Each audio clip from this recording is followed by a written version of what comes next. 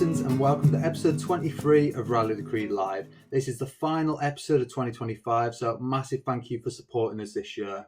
We are an Assassin's Creed community podcast focusing on the content creators within the Assassin's Creed community.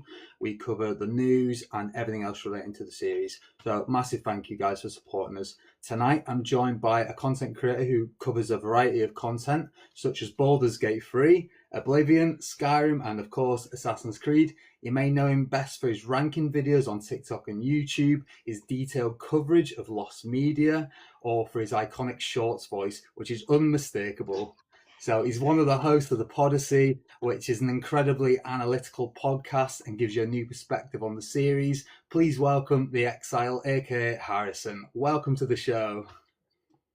Hello, thanks for having me, man. It's good to be It's here. great I'm to have you excited. on. Yeah, I've been looking forward to this yeah, because this is a bonus episode. I mean, we did our Christmas episode 2 days ago, so it's the first time we've ever done 2 episodes in 1 week. So yeah, it's great to have you. I know you're a very busy man, so great to pencil you in. I'm looking forward to this one.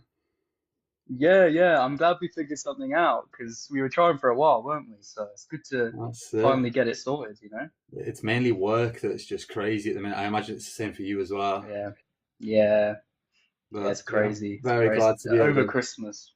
Yeah. So great to have you on the show. And here's some of the topics we're going to be discussing tonight. We're going to be reflecting on Assassin's Creed and what it's achieved in 2025. We're going to be looking at 2026 and where the series can go. We're going to be discussing plans for our podcast, the Podyssey and Rally the Creed Live. We're going to be discussing content creation in the AC community in 2025. And at the end, we're going to be pitching an Assassin's Creed game set in China now that Tencent has control. So lots to get into, but before all that, how has your week been? You good? Yeah. Been good. Been good. Just been living life, working, trying to chill a bit. It's getting crazy though because it's Christmas time, a lot more family stuff. So it's harder to get the game time in. But yeah, it's been all right. It's been good. What about yourself? A lot of work as well, to be honest, because we do sort of similar things. I mean, obviously you're in fast food and I'm in retail, but it's sort of like long days and customers and yeah, a lot of that. And at Christmas, as you can imagine, guys, it's just crazy to be honest. But yeah, between that, it's just being like childcare, looking after my little boy, and I had 2 days off, but now I've got 7 days in, next day off Christmas. So I just Mm. really wanted to get on top of some Assassin's Creed things before going away. And one of the things I kickstarted this week with was watching your episode with Fishy. That was really good on the Podyssey. Oh yeah, You yeah, guys have yeah. been That was busy. fun. That's a Yeah, it's great good to get him on, guess. to be fair. Yeah. I mean, am I right in thinking? I remember you said when you came on our pod, you said that you guys used to sort of know each other back in the day, with the content stuff like that. We did in the early days of Assassin's Creed in terms of like my Yeah. starting point, as in for like the ones that came before. That was like 2014, 2015. He was one of the big Assassin's Creed content creators back then with lasers. And then he obviously got burnt out and dropped off Assassin's Creed a little bit later down the line. But yeah, I love Ethan. I think he's great. He's got a really unique perspective on the series. And what a good episode that is, by the way. He's dead funny. So I really enjoyed that. Yeah, yeah. We had a good time. We had a good time. I think you know, because the podcast me and Lewis do is quite similar in, well, pretty much the same sort of format as, Ethan's old podcast, that sort of thing. I think he was like quite right at home coming on with us as well. So yeah, it was good to have him on, good to sort of get to know him a bit more because, before that we'd only really talked a message, that sort of thing. So yeah, it was a good time. Yeah. It's funny that obviously he's known as Fishy now, but I remember him as Fishy Yeah. Yarpster. Back in All the right. day. Was that his That was name? his original username. He was Fishy Yarpster. Damn. So yeah, it's cool to see that he's back doing things in the AC community. And like he said, it wasn't on his bingo card to be doing an Assassin's Creed podcast this year, Yeah. but yeah, it was a cool guest for you guys to have. And yeah, it's just great to see what you guys are doing with the Podyssey. And before we get into like all that, the creation of the Podyssey, we need to sort of get into your origin story a bit. And I was wondering if you could tell me a bit about like the just like in brief, because I know we've discussed this on the podcast we did together, but just like the creation of your channel. When did you start the Exile Live, the Exile, and like all things relating to your YouTube channel? Because you're sort of split across like 3 or 4 sections now, players pad as Yeah. well. So there's a lot going on. Yeah. I know, yeah, it's been a long one. I mean, I've always been like doing stuff on YouTube since I was like a teenager, like 15, sort of 16 around then. Obviously, all those YouTube channels are long gone now. They're all hidden, private, because you know what it's like when you're young. Um, but I've always kind of been doing YouTube content. I always like it was something I always enjoyed doing, something I always knew I kind of wanted to do, or at least like thought I did. Uh, and then, yeah, it was the Exile channel I started when I kind of been through a load of different types of channels, sort of not sure what I wanted to do, but kind of knew I did want to do something on YouTube. And then I remember the Mirage sort of reveal trailer came out. I think it was at like a Ubisoft, not Ubisoft Forward, but whatever they did before that. It was some sort of like award show or maybe just Assassin's Creed reveal thing. I can't remember, but they revealed Mirage or the CGI trailer. And I had so many thoughts, and I thought, oh God, I was like talking to myself, and I was like, well, why don't I just do this, into a microphone, put it on YouTube, see what happens, and that's kind of just where the main XL channel started, and then yeah, I mean that was the only channel for a long time, 2 to 3 years, however long it's been, and then I just decided to do the XL Live to sort of split up the short form with the long form content, and then play as Pad, yeah, which is, mainly Elder Scrolls content now. But that's sort of my place to do any sort of content I want to do that isn't Assassin's Creed. Obviously, still gaming. And the Podyssey, obviously, as Of well, course. in the middle there somewhere. Yeah, the Podyssey came around. I mean, I know Lewis talks a lot about how that started, when he came on your podcast as well. So I don't know how much you want me to go into detail, but that was kind of what happened. Yeah. Yeah, man, it sounds like you do so much. I don't know how you have the time to do all this as well as a full-time job. Like it's crazy, but you seem to make it work, and there's a lot of content coming out as well. I mean, you do live streams as well. Every now and then, yeah. I mean, that's only every few months if something, comes up. But yeah, I mean, look, there's a lot to do. There's always a lot to do on YouTube. There's a lot I want to do. Sometimes there's time, sometimes there's not. Just got to try and get a balance, I guess. But I mean, my sort of day job aside from YouTube, luckily it's not like full on full time. I do like a few days a week. But yeah, those days are pretty crazy when I do them. But bit of balance if I can. That's really cool. So, other than like time management, I was wondering what are like the challenges that you have in terms of content creation? Do you ever completely scrap a script and just move on, or are you someone who, once you start a project, sees it to the end? It depends what I'm doing. I mean, the sort of XL Live channel videos I'm doing at the moment, just sort of relaxed Assassin's Creed long form stuff. I don't really script those, I just sort of come up with an idea. I sort of I make some notes maybe, and then I'll sort of sit down and do it. So that those I don't really end up scrapping just because they're a lot more like you can get through making them to posting them quite quickly. Whereas I've scrapped a lot of other videos that are like scripted though. There's a lot of to be fair, there is a lot of Assassin's Creed scripted stuff that I've started that I've just thought, what's this gonna be? Or like, do I really want to do this anymore? I can think of an example. My Assassin's Creed Shadows critique video, I've got a big script that I've worked on for that. It's not done, it's far from done, but what's there I think is pretty good, and I feel like I could put that into a video, but I just don't know sort of how I want that to go. So, sometimes things do get either put on hold or scrapped, but yeah, it depends on the type of content, really. Very good. And I guess in terms of that as well, you've got the aspect of you're either going to be like analyzing the series, you've got analyzing other games as well. So it does leave you with quite like an analytical perspective overall. And I guess like the way you look at games as a whole has probably changed from your content creation as opposed to like a normal game or playing a game. Like, I bet you can like look at it differently now. I mean, definitely with like Assassin's Creed, because like that's obviously the main thing. So like when a new AC game comes out, or even if I play like one I haven't played, like a spin-off I haven't played before, the way I would look at it now is crazy because it's like it's almost like I'm playing a game and I'm like, so how would this be a video, even if I'm not planning on doing it? It's kind of hard to sort of disconnect that. But like other games that I know I'm probably not going to make a video on, I can sort of disassociate the content sort of brain from that. Um, I think anyway. I don't know. It's That's a weird good. one. It's a weird one when you That's make good that videos you on can it. still But like switch off because yeah. I imagine like journalists, for example, who are like writing scripts every day about games, they'll look at a game as in like they're writing a script. It's like when, for example, when I'm playing an Assassin's Creed game early because they've sent me early access, I'm playing it, but I'm not thoroughly enjoying it because like every 10 seconds I'll hit pause, I'm writing notes, I'm taking it in, I'm Mm. analyzing. It's like the whole time my brain's like going like double what it should because I'm thinking about it so much and I'm like analyzing it. I'm trying to get like content out of it. But it's cool that like that's not the same for every single game for you. So you can just boot up a game and as long as it's not Assassin's Creed and you can still do that.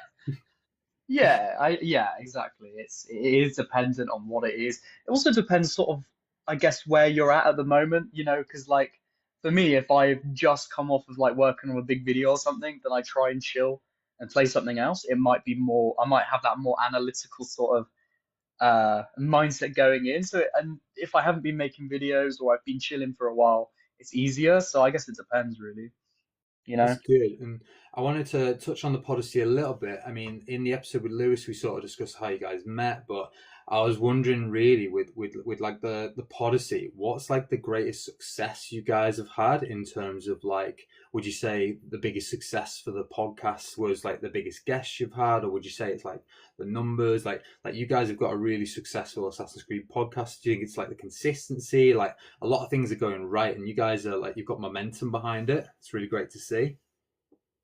Yeah, to be honest, I don't know if there's like one specific sort of thing I would say that makes it like, well, I guess successful or like, I think it's just been, yeah, like the consistency of it, just like it's been a slow burner, I think.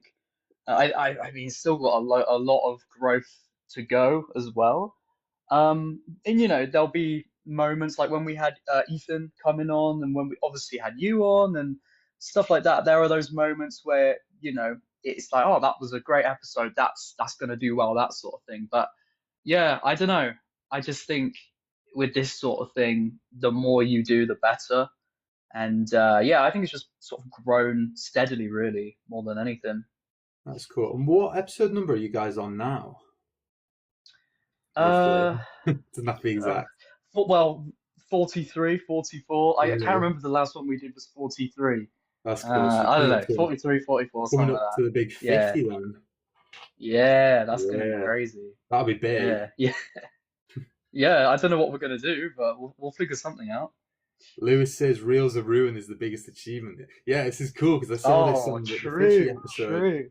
I've always liked the random reels and stuff, and I'm normally a Spotify listener, so I have no idea what the Mm. reels are unless you guys describe them. But on the Oh, fishy episode, I did watch it on YouTube, so I could see what was like the yeah. robot crashing into the walls and stuff. I could actually see it for the first time. But yeah, it's cool. I always like Yeah. the random stuff. Like I'm thinking like the Kingdom of Kabbalah, I think it is in the forest up in the Oh, north classic. Yeah. where the territory was taken over by an African tribe. Like, I like love like the Yeah. random stuff you guys cover.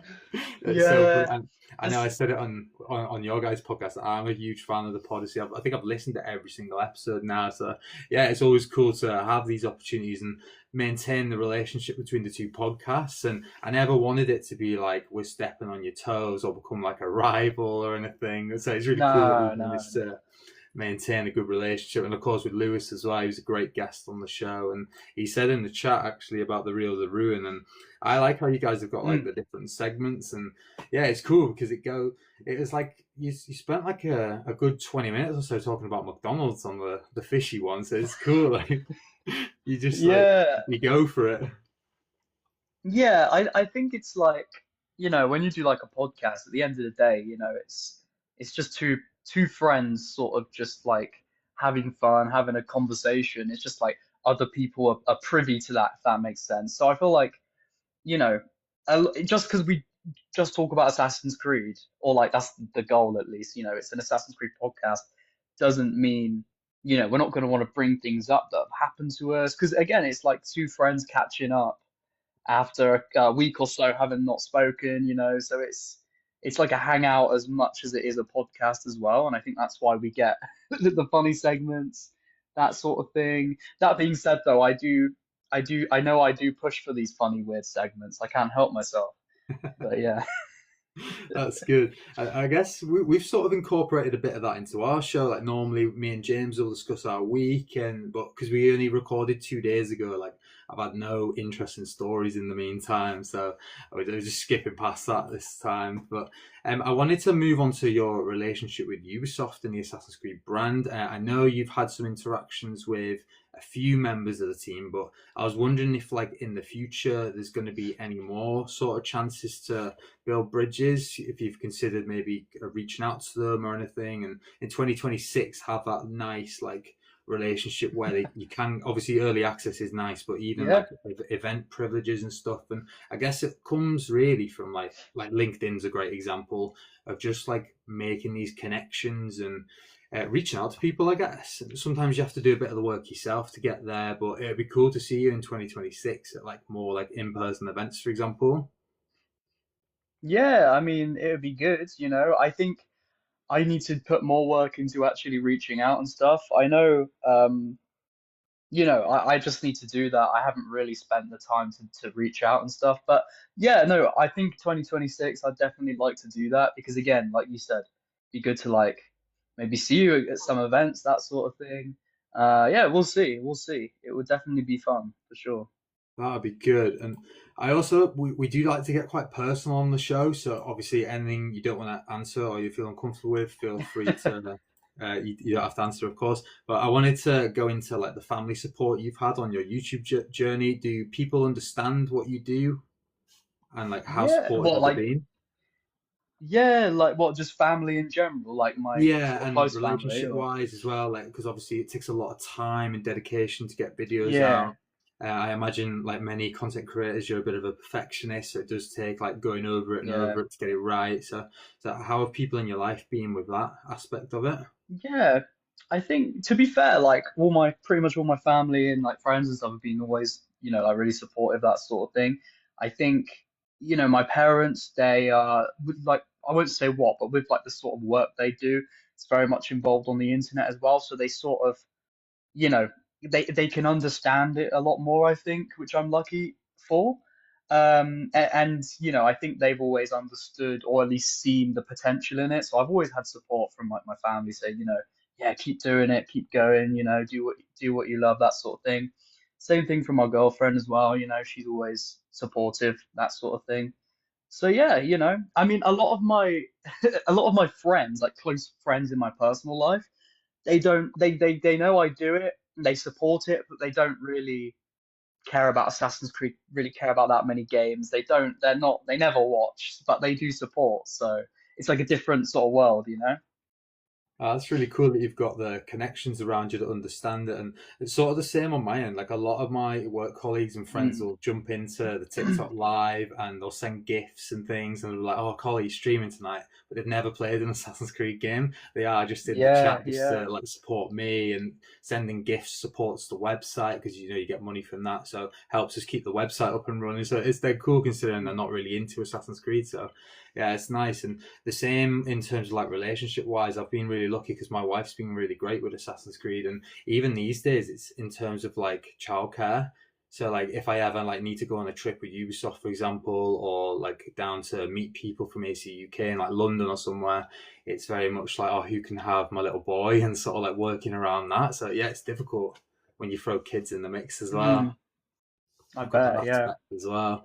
But in terms of like mental health and burnout and stuff, I wanted to get into. I know you've experienced quite a bit of burnout this year and possibly last year as well in terms of Assassin's Creed, and you're looking a lot happier with the brand and happy to discuss it because I remember previous Yeah, episodes yeah. of the Podyssey where you weren't sure if you were even happy to discuss Assassin's Creed and content anymore. So you've sort of gone full circle now. It's cool to see, and it was a bit of a Mm. dip. I think it was after Mirage and the disappointment for you. Yeah, I mean, yeah, it was a weird one because I came at making Assassin's Creed content from a very strange angle. I started making content after I'd already sort of, you know, felt maybe certain negative types of ways about the series. So I came in initially with that, like, I had a lot to say, but it wasn't all sort of positive. And it was I'm trying to think of a good way to say it. After Mirage came out, yeah, sure, I was quite negative on it, that sort of thing. But I wouldn't say I was burnt out by that point with Assassin's Creed content. I kept going, and it was more really when sort of Shadows came out, and yeah, I don't know. It was not the sort of game for me. I'll just say that it was not the game for me. And again, when you make content, it's easy when you're just playing the games to say like, "Oh, I don't like that game, move on." But when you revolve all your content around it, it's for it to then be something you're not really a fan of, and then to have to also spend a lot of time then talking about it and try and do that in a constructive way. You're spending a lot of time focusing on something you're not really interested in, and then it can just sort of um, I guess yeah, burn you out, I suppose. I think it was that on top of like other stuff at the time where I just felt so like drained with like making Assassin's Creed content, and I just needed sort of a few months just to chill, just to cool off, just reevaluate what I want to do on YouTube. And then it was like I got to the point where I thought, well, what do I want to do? And I thought, well, I still want to do YouTube because I love that. And then I was thinking to myself, well, do I want to do Assassin's Creed? And I thought, to an extent, I do because I still really love and appreciate a lot of the Assassin's Creed games that I do love, and I wouldn't want to sort of move away from that, especially the community as well. A lot of people that watch, I appreciate that community. And then, people like other creators that I knew at the time as well. So I was like, I don't really want to leave the AC space. So then in the end, I just thought, once the sort of burnout sort of had passed, and I thought I felt more ready to properly get back into AC content again, I was like, right, so I just need to change the way I see it. And just started focusing on, Assassin's Creed games that I do enjoy, that I do want to talk about, that I have, positive things to say. And that being said, I'm not always, all positive nowadays. Like there'll be sometimes where I make a video where I am a bit more critical. But yeah, I definitely changed the sort of perception of it, the type of AC content I make. Sorry, I've got a bit of a cough. I'm trying to hold it No in, worries. but but yeah, and obviously that sort of made the spin-off channel of the Exile Live, where I sort of had it almost like a hard reset, where I was like, right now I got this channel where I'm going to do this type of stuff. It's going to be great, hopefully. Obviously the Players Pad channel as well, because I felt like I needed an outlet to be able to not have to rely just on Assassin's Creed, where I could start making content on other games as well, but sort of keep that Assassin's Creed platform that I built as well. So yeah, I think that answers your question. I don't know. Definitely. No, it's really good that you managed to take a healthy break and step back a little bit and reflect on what you really want to make, what you want to produce. And you've also managed to get this balance of like you're doing like the Elder Scrolls games, Baldur's Gate, you're sort of covering all them. But a lot of your Assassin's Creed content now is like legacy content. So it'll be like reflecting on Yeah. some of the older games. And that's cool, because a lot of people are here for that, and they really are Mm. into like the older games rather than the newer games. So you've sort of got that mix in your audience and your fan base. So yeah, I think that was a really healthy and probably a wise step, because you can just run yourself into the ground in terms of content creation. You can expect too much from yourself, and also just throw yourself in at the deep end, and you can sort of feel like you're Mm. drowning at times in terms of like your mental health, with like pushing yourself with deadlines and things. So yeah, it sounds like you took a really healthy break, and it's good to see that you've come out on the Yeah. other end, and you're looking a lot better for it in terms of like your opinion on Assassin's Thank you. Creed. Yeah. Yeah. Yeah. 'Cause, yeah, it was like at points on some of the Podyssey episodes, it was like really like down in the dumps, like quite negative. So yeah, it's great to see you Yeah. looking so Yeah. happy and back. We were getting It's great. comments about that as well. There was one episode where I think it was titled like "Watch this before you buy Assassin's Creed Shadows." It was like the day before it came out or something like that. And God, I don't know. Oh, I was in a terrible mood because I thought I was gonna get the review code, and I did get a review code for like a good maybe week before it came out. So it can't have been the day before the game came out, but it was around then. And just due to how I was getting the review codes, they were like really late on sending it to me, and I thought I was going to get it that day, and I didn't. And then I'm just an emotional guy. I sometimes if I'm annoyed, I'm not just a bit annoyed, I get really annoyed, and if I'm happy, I get really happy. So I was just really annoyed at that point, not at Ubisoft, but just at the situation. And the way I came across, obviously, I couldn't say that on the podcast because I couldn't say beforehand about anything behind the scenes with NDAs, that sort of thing. But my mood definitely came across, and people were commenting like, "Oh my God, he's so depressing." I was like, "Oh, I'm not trying to be, you know." But yeah, I think just to add on to that, if it's any sort of extra context, I think like another thing that I think a lot of people on YouTube, that sort of thing, can fall into, and I'm assuming probably like other TikTok, Instagram, that sort of thing as well, is that it's like views. You start getting a certain amount of views, and then if your next video doesn't, it can really hit you negatively. And it's really easy to get wrapped into how many views this video going to get, how many views this video going to get. So then, if a video just doesn't like perform as well as you think, it can really like uh not depress you. I'm trying to think of a better word for it, but really you can get really wrapped up in that. And I definitely got wrapped up in the views for ages. And I think again, like leading into the looking at it a bit more healthy and stuff, I don't really, I think I've got past that part of the YouTube journey now, if you want to call it that, where I don't really try to think about it too much. I don't really try to let me down if I don't get the views I'm looking for, If I do a video that flops, it's fine. I enjoyed making it, and then I move on to the next one, And I always try to look ahead now. Well, yeah, just to that's it.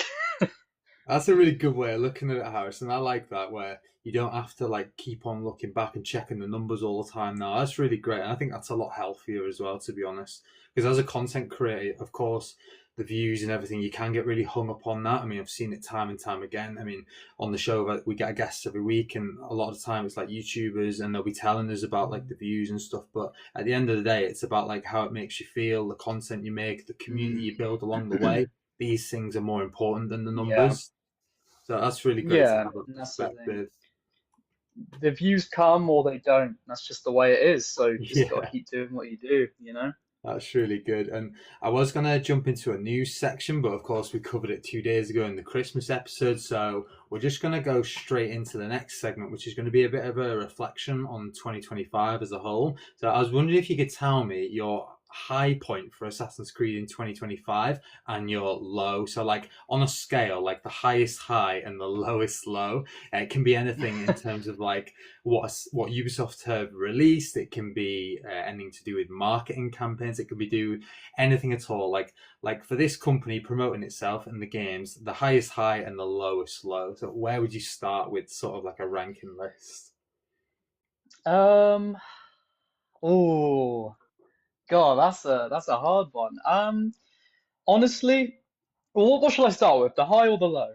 You start with the high. We'll go positive and then we'll dip. Okay. Oh, this is a hard one. Were there any highs this year? Spot Um, my drink out. I know. Of course, of course. The Mirage Valley of Memory DLC. I think that was the highest moment for AC It's this a year, great definitely. answer. Yeah, of course. I'm thinking, how did I not think of that to start with? Yeah, definitely that. That was, I mean, I've said my thoughts on the pod as well, but I'm happy to say here again, the Valley of Memory DLC like blew my expectations away. It wasn't a big DLC. I knew it wasn't gonna be.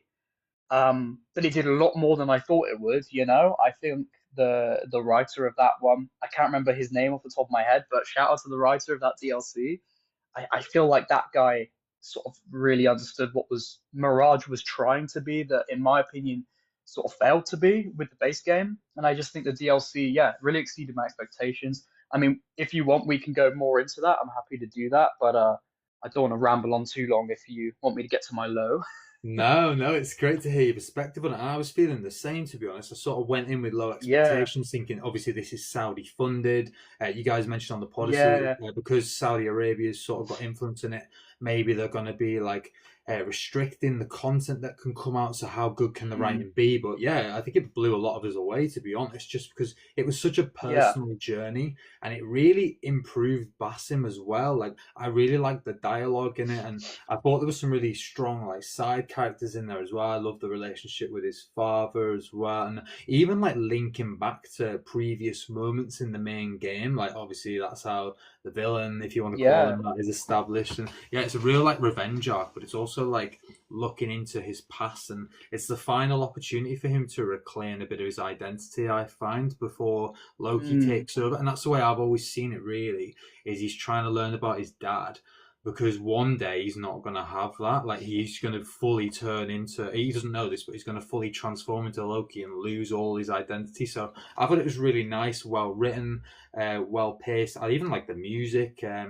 The colors were Yeah, the beautiful. music was good. I think it did a lot more than people expected, because this could have been like an ad for Saudi Arabia and Yeah, Alula. This yeah. could have been just like a walk-in advert, but it was really like well done, and it's cool to hear that you liked it as well, because I know Will Yeah. Smith's movies liked it as well. So yeah, it's cool that we were all like in the same area of like we're really happy with something Ubisoft's done. It's a nice feeling. Yeah, it is. It is a nice feeling, especially for me because I hadn't felt that in a year, like a good few years when it comes to new AC content. Yeah, I was really happy with it. Especially, I won't spoil, but especially sort of the end hour or so, I thought, wow, that is like so good. I remember putting my controller down at one of the last cutscenes and thinking, like, this is all I've been asking for, this sort of thing for my whole Exile YouTube career, and it's something, I don't think I said in my video about it, like, enjoy this while you can because it might not last very long. You don't know who's going to be developing the next AC. Well, we do, it's Montreal, but we don't know where it's going to go, if it's going to be well done or not. So just yeah, I was savoring that moment. That was definitely a high. This was the high for Assassin's Creed this year, in my opinion. Um, when it comes to low, though, ooh, I don't know. This You're is like, going to be where do very I start? subjective. Where do I I start? know, I know. So many lows now. Um, you know, for me, I think for a lot of people, they're gonna think, "What? How is that a low?" And like, that's fair enough. This is very subjective from me. But the only way I can really answer that is is the release of Assassin's Creed Shadows. Just because, again, like the personal sort of connection, or if you want to call it that, to I have to it, and not in a good way. What we just talked about, really, just the whole. I just felt some weird feeling I'd never felt with the game before with Shadows, where I felt so connected to it because I built up so much to it, but then I disliked it so much it had this weird hold on me. Uh, and yeah, I don't know. It's weird. So that was my that was my low. But It's such yeah. a comment, everyone's got a different take on shadows. Some people love it in the photo mode community, and like VP and Mm, virtual photography. They love it for like the physics on the robes and stuff. that's They fair. they, Yeah, they yeah. love like the visuals of it, but from like a narrative perspective, like I know you guys covered it on the Podyssey as well. This game really went hard on the first 10 hours and then dipped in quality Yeah, massively. I totally agree with yeah. it. This is the thing, when I had early access to it and I was writing all my reviews and everything, they were only giving us access to like certain sections. So it was like, yeah, this is really good. It's feeling like Mm, Assassin's Creed. They're building a brotherhood and it never comes. They're not the assassins, they're the mm. Kakashiki Iki. It's just frustrating in every It's sense of the hilarious, word. really, isn't it? Yeah, I mean, Yeah. it was a big letdown for me, and a lot of it as well. The ending in particular, I felt like there was no narrative payoff. Yeah, I think that's a Mm, fair comment to have Shadows on that list, because it was good in some ways, and then in other ways, like no relationship building between Yasuke and Nawe. Yeah, no, there's just a lot of like no. randomness in the game. Like some of the like for example the trees where you're like killing people and then like another 12 targets will appear and you'll kill someone and another 12 will appear and you've got hundreds Mm, of characters at your assassination targets and yeah. you don't remember a single one. I know it forces a disconnect from my experience because again, there are, like you said, when you have your tree of targets and all that. you have to do like, mission A, mission B, mission C before you get to the target. It forces you to do so much that when it actually gets to that target, you're like, wait, so who's this guy again? Or who's this Yeah, girl again? Why do I have to get them? I know they're part of the all my targets, but like, who are they? I really felt that a lot. And yeah, I just think the pacing in that game's so off. I could talk about the disappointments of Shadows forever. I could go on and on about that game. yeah. It's funny that you mentioned not remembering people that you've met in the game, because actually when they revealed the trailer for the Isu quest line, and there's two lads who are sort of like outside in, and it's like, oh, Nawe and Yasuke have met these two before, and I was like, who are these Have they? people? I genuinely, I've Yeah. never seen them in my life. Yeah. And they might have been in like It's the so first weird. 5-10 hours, and I feel like my mind is totally blank from a lot of it, to be honest. And Mm.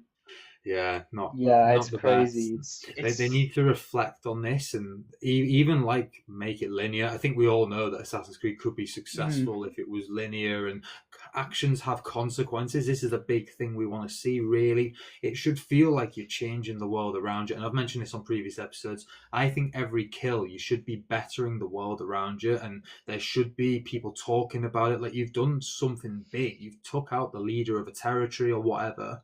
Like, things need to change either for the better or for the yeah, worse. Like in AC1, for yeah. example. And A I feel reactive like world. Yeah, you yeah. just kill that character and then you move on to the next, and it's like it didn't make a difference in the slightest. Oh, No, sorry. I mean, and even if the world wasn't reactive, you'd think Naoe or Yasuke would be reactive in, Right, right. in actually talking with this target, or reflecting, even if they don't talk with the target, in a confession scene like we have in the older AC games, even if we don't get that, maybe you think Naoe and Yasuke might sort of have a conversation about that target, and just something. But Yeah. there was never anything really. There were a few moments, there was one moment where obviously I don't remember the character's name or anything about the character, It says but a it was lot, one though, of the doesn't it? targets. It says a lot because, like, we Mm. were talking about AC2, you'd probably remember all the names, and do you know what I mean? Yeah, that's the thing. It was one of the targets, and they were in this almost construction yard sort of area. That's all I remember. Yeah. And I remember when now I was playing as Naue, so I suppose you have the choice. But when Naue killed the target, they didn't really talk. They didn't have any confession. But Naue and Yasuke did have a moment where I don't remember off the top of my head what even the sort of scene was or what they were saying. But I think it was something about Yasuke really questioning, like, were we right to do that? And I'm like, okay, so sometimes the writers have an idea of how to have a bit of payoff and then furthering the story, with a target. But then, it was just so few and far between amongst, like, literally just like the two protagonists talking like robots, saying like, we need to go here, we need to do this. Yes, I took him out. Okay, next. That Yeah. was it. That's all I felt I got from it, really, which is a shame because there was so much that could have been done with, feudal Japan, with the actual Assassin's Creed during that time. They literally retconned the whole Brotherhood out of Japan. When they obviously changed it around. When in the lore of Assassin's Creed, there was an established Japanese Brotherhood. They could have incorporated Xiao Yun, and I'm not too brushed up on the story of how she ties into Japan, so I can't really go on about it here. But I do know she has some tie to the Japanese Brotherhood, or did before they retconned it out in Shadows. But like, there's so much they could have done, and in my opinion, they just went for a really sort of surface level story. And don't get me started on Yasuke. He had so much promise. I was so excited for his character. I was very cautious and not really thinking it would be good, but like, I was really optimistic about the idea of Yasuke and where they could take that, and I thought it would have worked so well for Assassin's Creed. But it didn't work well for Assassin's Creed because they didn't decide to explore him really at all. I mean, they had his backstory missions, but and it explored how he got to where he was, but it didn't really have a conversation about that and how maybe sort of how he feels and views the world might align with the assassins. It didn't really do much of that. It almost alluded to it, but never really touched upon it, skimmed over it. And yeah, it's just so much missed opportunity. I don't know how much we want to say about story stuff. I don't know if you want to, spoilers or anything like that, but Yeah, it's so good. In terms of like Yasuke, I also felt that the way they sort of chucked together him and Nawe could have been done a lot better. Like, it doesn't really make that much sense. Yes, he's seen. We can talk full spoilers on this, by the way. We've done DLC oh, okay. spoilers and everything. It's all good. But even like the fact that he saw one assassin one time on a boat, and now he's trying to find them, but the one he when he Yeah, sees one for the first time, it's trying to kill his master, Nobunaga, and it's just like, yeah, yes, but now the assassins are trying to undo the life that you've got that's better than the one you had before. So it just doesn't really make that mm, much sense. And also, like, he should really be questioning his loyalty in that sense because, like, yes, his oh life is yeah. better, but upon It reflection, was like, he doesn't so even contradictory. Yeah, it doesn't really make sense, and yeah, I just feel like they're doesn't. thrown together, and then it is like a sitcom, like a buddy cop sort of thing, where Yeah, they're like yeah. making little quips and stuff, and they're trying to be cute, and yeah, I don't know, I can't deal with it. That's the Quebec sort of writing, though. I feel like they It's like the Jacob and sort of Evie, isn't it? funny. They're trying to do this Yeah, same sort of thing, like the banter between them, and it just doesn't always come mm, off but as again, well. no. And again, like there's nothing inherently bad about doing that, but you can't just do that and expect us to understand the characters when there's actually no context around like their personality traits, how they feel about things. A joke's just a joke at that point. You know Yeah, what I because they're mean? doing it day one. Like, they Yeah. meet and then they're all buddy and they're making little jokes to each other. It's like you've known him 5 minutes. It just, I don't know. I It's just know, like I they don't know. build on this relationship. Maybe there's cut No. content. I don't know. Yeah. Yeah, it's so weird. And it's like, again, like within that first 10 hours, it was almost like a whole other game or like a whole other writer because there was build up. It was going somewhere. You could actually see, the introduction to these characters, and it felt like, okay, there's going to be some substance here that we're going to later explore. And then it just sort of dies off, doesn't it? And it's like, well, where did all that go? And what was the point of all that? Now it's all been almost chucked away. Again, when it comes to like the sort of personality traits of the characters and that sort of thing. In my To my memory, I think the last sort of good moment of that game for me was when Naue and Yasuke actually was it when they met? It was when they had that moment where she had the sword up and the kid comes in. What's his name? Junjiro, and he's like, Jiro? "Don't do it," all that.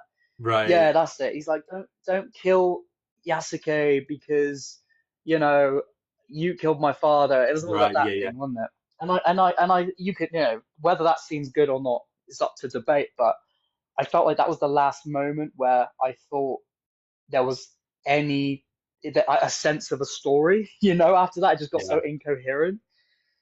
It's a shame. It's a shame. Could have been a good game, but you could say about any game, can't you? Could have been a good game. I wonder if it's the mix of writers they've got on that project because you've got to imagine like Quebec's It's got got to be, hasn't it? hundreds of Yeah. thousands of people working on this one project, and yeah, I've got to say it was strong in the first 10 hours. But that's what people are generally reviewing. Like, when people are writing reviews Mm, and stuff, they haven't always got time to go past the first 10 hours. mm, So it's very yeah. rare you're going to be able to get 60, 70 hours on a game before you write your review. Mm, So yeah, maybe a lot of people have yeah. gone into that trap. And yeah, well, a great comment, by the way. Call him Russell 2.0. A little up reference there from your local Australian patriot. I like it. So that's a really good low for the year, and I think a lot of people would actually agree because, yeah, it wasn't like a terrible Assassin's Creed game, but at the same time, like, it was a real disappointment in terms of the narrative, and I think a lot of people would agree with that. And I was wondering if there's any other lows you want to get into whilst we're on the topic. And it can be anything. It doesn't have to be like a game. It can be like anything to do with the marketing, the way Ubisoft have done things, handled themselves. Like, I can think of a few if you want to get the ball rolling. Oh, why don't you tell me one then?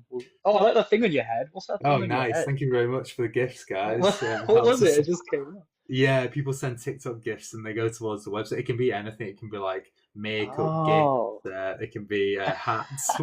It's great to see. Thanks, guys, for supporting us.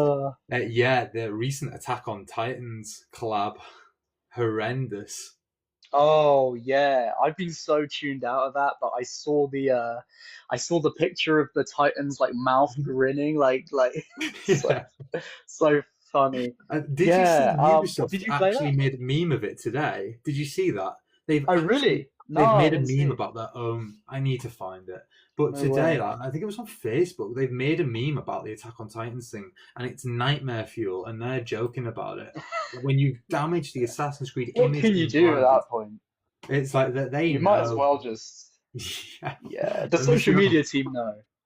Yeah, the social media team can be all over the place. I mean, recently they were posting about the Ravensthorpe train station in England, like the real one, What? like the fact that Oh, the train's going to be off duty for a bit. But yeah, it was one of the official Ubisoft accounts. It wasn't UK. I can only see the UK version on my Facebook right now. But yeah, they actually use like the Titan itself, and were like memeing it. So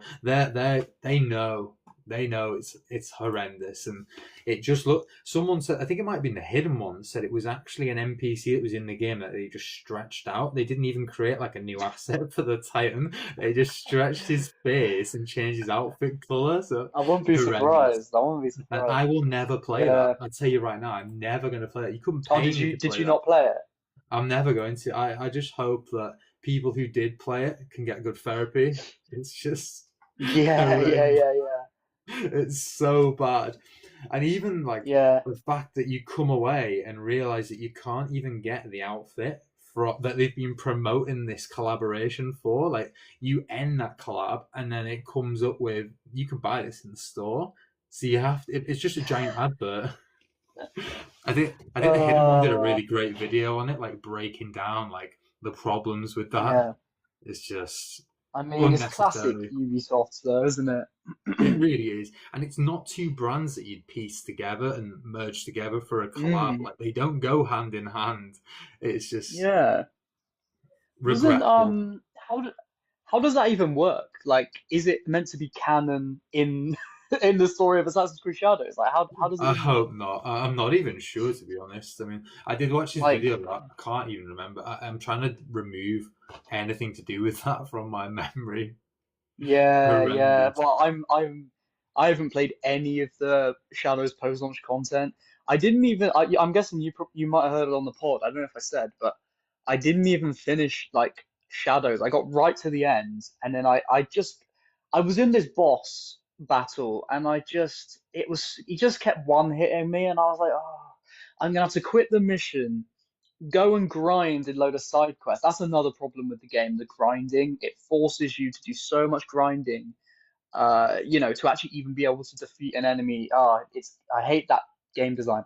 But and I was like, I'm not doing all that. I'm not. So I turned the game off.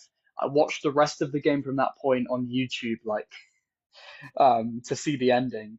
That's There fair was enough. no way. Yeah, so I have an unfinished save file of Shadows on my PS5 that will never get touched again, unless I really do decide to make my Assassin's Creed Shadows critique, in which case I need to play it again. That's why I don't really want to make that video because I'm like, oh God, I can't play that. Maybe one day, maybe one day. Yes. What would it take for you to go back to Assassin's Creed Shadows, do you think? Would they need to release something really That special? video, I mean, I think if it the only thing that would make me go back is if there's two things. It's like if like like my subscribers and all that were like, we really want you to make that video, come on please, like it would give me the fuel to be like, all right, I'll make it, and then I'd go back and play it. But other than that, if it's not content, the only thing that really would make me go back to play it would be like if they added, do you remember the virtual training in Brotherhoods? Yeah, yeah, they were really Like if they good. added something like that, some cool stuff like that, I would play that. If it was like challenges, like parkour challenges, stuff like that, I'd do that. But and I know that's not happening, so that's honestly the only only way I'd go back and play it personally. It's just not Yeah. for me. It's not for me. I know there's a lot of people out there that do really like the gameplay and all that stuff, even the story, and that's fair enough. It's just not for me.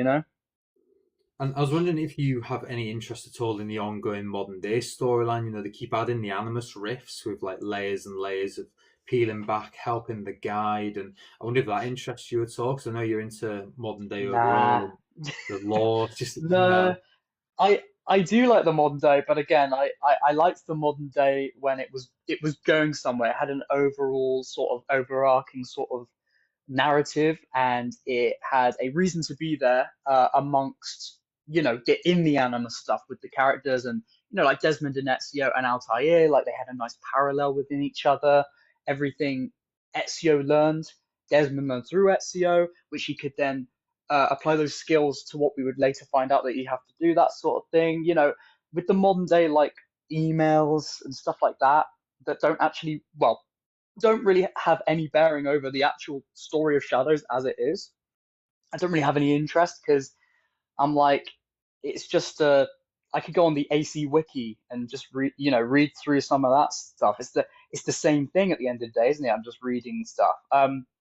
Not that it's not interesting. There might be some interesting storylines going on in there, but yeah, I haven't really had any interest in the Shadows modern day apart from the beginning when it was made out to be like it was going to be a bigger part of the story. That intrigued me. I was like, oh, who's this ego, Animus ego? Is it like an AI? I was quite curious about it. But again, then it didn't really do anything, did it? So I was like, eh. And it's all optional as well. That's the thing. Like you can go the entire game without knowing about these riffs, other than the Animus Ego intro. Yeah, You can totally miss it yeah, completely. I mean, I only found them by like watching YouTube videos and like finding where they are on the map because the map is so littered with things to do. I couldn't even find them on it. yeah. I know it's crazy. It's crazy. It's big. Well, it's a big open world with a non a lot of nothing. That's it. So whilst we're talking about the lows in the year, I also wanted to talk about the build up and the Assassin's Creed Shadows marketing campaign because before the game even came out, I felt like it wasn't being promoted very well. Of course, it had the backlash with every step, and that was difficult for them to sort of deal with because there were people that jumped on it and didn't want the game to launch. Obviously, there was a petition and everything, but I just felt like there was a lot of like culturally insensitive steps taken by Ubisoft, and I feel like going forward with marketing, they have to be more aware of like what's okay and what's not. Like for example, releasing a trailer on the day, which was like a Memorial Mm, Day, of the attacks in Japan, and obviously the game's set in Japan. Just things that like need to be a bit more thoughtful. You need to have people on the team who are like aware that there could be backlash to these things, and just be like respectful. Like there's so many things. Like I know yeah, the merchandise issue with the Tory gate. I know that wasn't Ubisoft themselves directly, that was a merchandise company, but just things like this, just have someone, have a set of eyes or a team who can reflect on mm, what's coming out, how you're promoting the team, how you're promoting the brand. And yeah, I also felt like with Assassin's Creed Shadows, there was nothing for content creators at all. Like, I don't know how you guys did it. Like there was nothing. They were giving you nothing. Like a week, 2 weeks would go by and there'd be nothing. And then you'd get an article about parkour and it would all be yeah, like yeah, images. Like just give us a video, something to break down. Like I felt like they didn't really help. And yes, people are getting early access, for example, to these articles, but yeah, for content creators who are like grinding out the videos, I think it would have been really tough. Like I don't know how people managed it. I think a better yeah, relationship's needed with content creators and a bit of understanding on what people want to see because the articles were just boring a lot of the time. yeah. They were. It was a very weird way of doing it. I mean, go into the whole marketing thing for Shadows. It was very strange. I think they just had it just didn't seem like they really had a budget for it. So they just sort of did what they thought they could do, again, with those articles, that sort of thing. I remember they started out doing dev diary videos and then they just kind of stopped. I think they did one or two maybe. And then a third one leaked on a Chinese website. And everyone found that video before it got officially posted by Ubisoft. And so then everybody made their videos about it to get it ready for when it did officially come out. And then they just never released the video. It was really weird. So everybody released their videos about it, talking about what we saw in that dev diary, uh, and just posted them out. But that video, dev diary video, never actually came out. It was really weird. So there's like all weird things like that. And then yeah, those articles were weird. It made me wonder who they were trying to actually tell about the game because it's like on a real level, like I don't think anyone in the mainstream gaming audience is gonna even know those articles exist, let alone read them. Um, and Ubisoft are trying to appeal to as many people as possible with these newer games. And then on top of that, yeah, sure, the AC community will read these articles, I guess, and we'll make videos reading them for you, that sort of thing. But yeah, it just felt a very weird way of going about it. I think I covered like three of those articles. I can't remember if I did them all. I don't know how many there were at this point, but yeah, it was a weird time. It really was like we were trying to bite off more than we could chew almost because or the other way around, whatever. Because again, we were trying to make all this content on Shadows, but there just wasn't really enough for us to really delve into until the game came out, to be honest. And that's the thing. And a lot of the time, content creators are the ones who build the hype and generate it and get people talking. But because they weren't working with content creators and giving them enough resources to do this, there Mm, was no hype for the game, really. yeah, Like, yeah, it took a that while reminds for me. Yeah, took a sorry, bit of a not to while. I interrupt you, think but it took for a bit of building that momentum. I just feel like they just didn't have it for a long period of time. Like obviously they delayed the game, and that was probably a good thing, to be oh honest. yeah, If it had released at that yeah, initial point, I don't think it would have done very well. And yeah, when they delayed it, it was probably the sensible option. But in that time, they didn't use that time very well to like create new assets for the game and things. And yeah, it was a tough time to be a content creator. I know my team was struggling as well. Like we were just trying to like speculate on things, but there was not a lot to work with. So yeah, it's very tough for people in the marketing campaign to really cover this game. That's what I found. yeah. Another weird thing about it was I can't remember off the top of my head exactly what it was because again I haven't thought about this in since the time, but there was like I think so don't quote me on this, but like they would Ubisoft would like pick some creators that they would give like early access to like their articles and stuff, I think. Again, I think. I'm not saying this is fact. And I just remember like they would genuinely pick channels that had like 20 subscribers that I you just think like how did they give it to this random it was like a YouTube account. It wasn't even a channel they would Right. give. And then these small tiny channels would make their, shout out for our early access, this and that. But then you'd have creators, such as myself and other channels that were you know, bigger, but I'm not trying to say, oh, we're bigger, so we deserve it or anything like that. I'm just saying it was a weird level where it's like some people would get early access to like trailers, articles, and then other people wouldn't. And there was like a not much communication going on, so there was that whole thing as well. Just for an extra bit of context there. Yeah, no, Yeah. that's a good point. And we were sort of discussing this last week. When the game launched, it was like every man and their dog had access to Assassin's Creed Shadows, but none of them were really Assassin's Creed like content creators. Like the majority of YouTube were Yeah. like Call of Duty players had access to it. Like I don't know, it was like a very strange mix of content creation had the codes, and then people who really wanted it were like emailing Ubisoft and not getting them. So I know they were going out left, right, and centre, but maybe not to the right people at times. I guess. Yeah. I guess. Yeah, I don't really know a lot of what was going on behind the scenes of like how they chose certain people to get like review codes or early access to like trailers, that sort of thing. I don't know. But I guess there was yeah, I don't know. I don't know. I think a lot of the sort of standard reviewers, bigger channels, got access to Shadows early as well and that sort of thing. Because I remember seeing a lot of reviews from the type of content channels that I would watch for like general reviews and stuff. So yeah, I don't know. Just to conclude the section on marketing, Harrison, I read an interesting comment before that said that AC Johnny didn't get access to Assassin's Creed Shadows code. So that sort of gives you an Mhm. idea of like how some people would get it, some people wouldn't. And yeah, I think the marketing for Yeah, Shadows I would put in like a low point because you mentioned it before, you touched on it that maybe there wasn't the budget for marketing, and maybe that's the case with Assassin's Creed from now on. Maybe they just haven't got the budget for marketing, and that's how it's going to be from now on. Maybe that's why Assassin's Creed Black Flag wasn't shown at the Game Awards. because we know it was over £1 Yeah. million for a game to be shown at that Yeah, I live heard event. about that. I've Yeah. seen that going around. So Yeah. perhaps they just haven't got the money now for doing it, and they want to do things on their own terms, and maybe the money's going elsewhere. And obviously, the purse strings have been cut now. Tencent are in charge. They won't want to be spending all the money on Yeah. fancy adverts and stuff. So yeah, it'd be interesting to see where they go with that in 2026. And I wanted to move on to my final highlight of 2025, and that was the Rufino and Critical Role crossover storyline for Assassin's Creed Shadows. I wondered if you played that at all. Nah.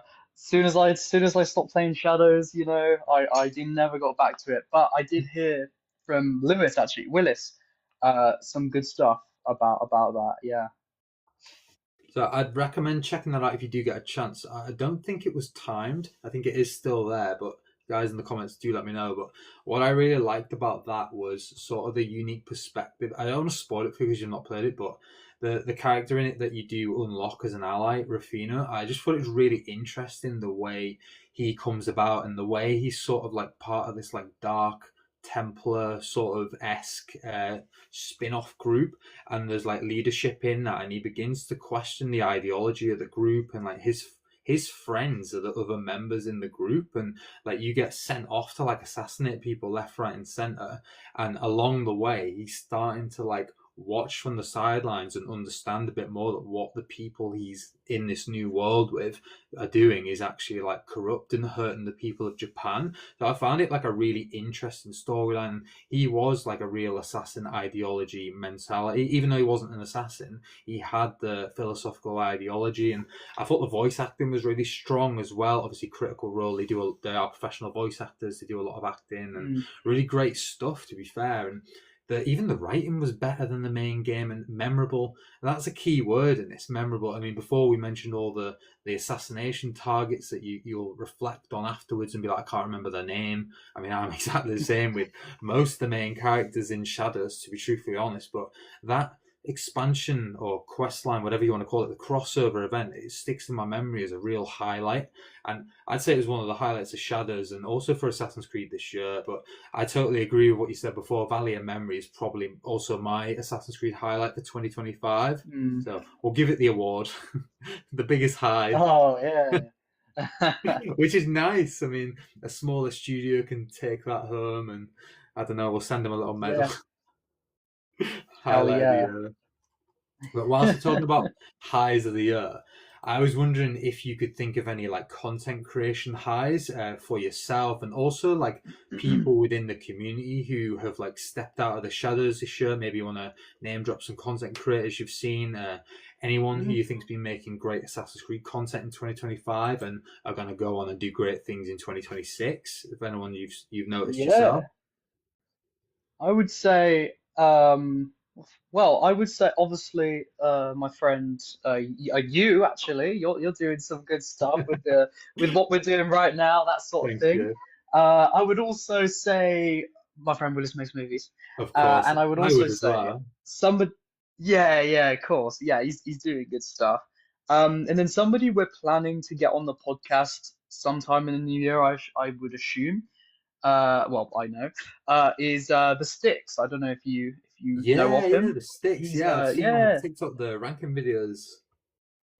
yeah. He's on TikTok, did you say? Yeah, I think it was on TikTok. They're Like, doing. Yeah, yeah. On there's like ranking is he on videos, and TikTok? I believe Oh, he so. does shorts and stuff, so he Yeah, probably yeah, is on TikTok. Yeah.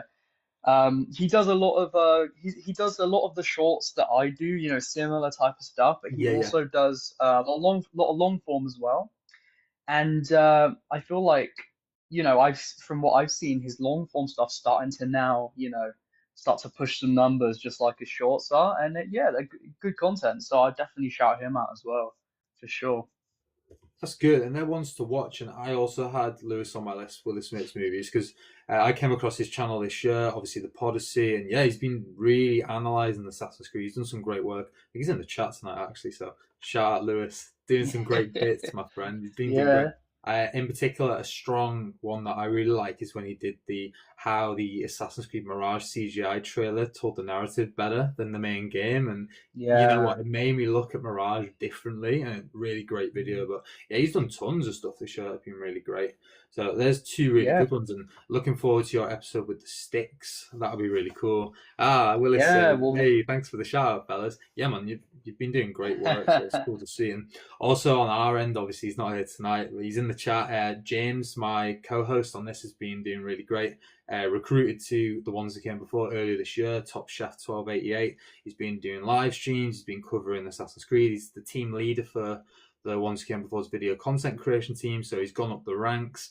He's also a host on Rally the Creed. So he's been doing bits this year. He's been doing great work, and he's a great friend of mine, and it's great to have him on the team. So that's one I can think of off the top of my head. But yeah, internally, I've recruited loads of people this year that have been really great. So hopefully that carries on in my absence next year when I step away for baby, and yeah. yeah, dad will Yeah. kick Yeah. in. Oh, Yeah, you it's got gonna big be, things coming. yeah, in the next 3 months. So I'm happy to hand the keys over to all the great team that I've got and built. And yeah, it's cool to see that Yeah. content creators are still emerging at this late stage. I mean, Assassin's Creed's been going so many years now, and people are still looking at the series and want to make content in terms of like, yeah, it's been going out a long time, but yeah, I'm happy to make content on Assassin's Creed, either about the past or the future, and it's cool to see. And I Yeah. don't know if this is like a new one, but we mentioned it before. Anthony Allen's been doing bits with Assassin's Creed Mirage,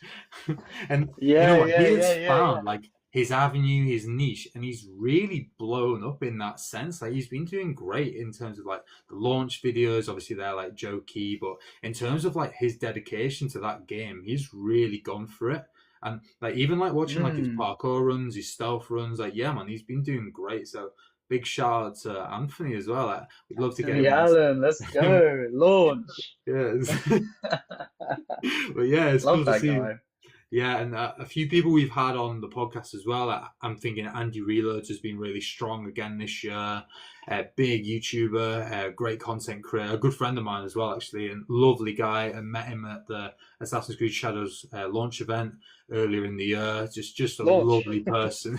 Just a lovely guy, and one of my favorite people when it comes to like sitting down and talking about Assassin's Creed, because he's so thoughtful and understanding. And another one, Joe Raptor as well, really interesting person, great guy. He's got such time for you as well. Like, he made me feel so at ease. I mean, he's such a big guest to have on the show, and he really put me at ease. And yeah, it was mad going from like no guests to like, wow, we've got loads of people on. And Yeah. yeah, he's been doing bits as well with his TikTok, and yeah, it's cool to see him on that platform. But of course, his YouTube and his coverage. He's a great YouTuber, and yeah, just the goats just keep going and doing great Yeah. content. And I guess another To be one I have to fair, mention. Yeah, I was just gonna say off the top of my head before I forget, someone else I'll shout out yeah. is a new channel that I found not too long ago. This guy, I don't know really anything about him, but I like his content, and I believe he's called Marco Rose, I Yes, very believe. good point. Do you know of that guy? You sound like you Yeah. know I've him. seen he's in our Discord Yeah. server. I've seen a few of his Oh, is videos. it? Is it? It's Yeah. really cool. I've He's been seen. doing coverage of Yeah. like Assassin's Creed Brotherhood lore, so he's really like diving back. Yes. Cool to see. That's the thing. Yeah. Yeah. It's good videos. Yeah. Sorry. Carry on. What were you saying? I was going to say Marco from Access the Animus, who's also been really analysing Assassin's Creed recently and been doing shorts. And Access the Animus weren't on TikTok until this year, and I've really enjoyed like the 60-second shorts, and it's been like his things you missed in Assassin's Creed Mirage DLC. And yeah, really cool to see. I had him on the podcast recently. A really interesting, lovely lad as well. So cool to see. And everyone's so friendly in the AC community when you actually meet them in real life, and like obviously when we get them on the show as well. So it's cool to see that it's such a friendly content creation community, and people are stepping out of the shadows and doing great things. So it's cool, because I never want to feel like I've been like overly influenced by other people. Like I never want to like parrot and repeat other people. So I tend to watch other people's content on the day I'm not filming and recording, so it's not like Yeah. fresh in No, my I get mind. Do that. you know what I Yeah. mean?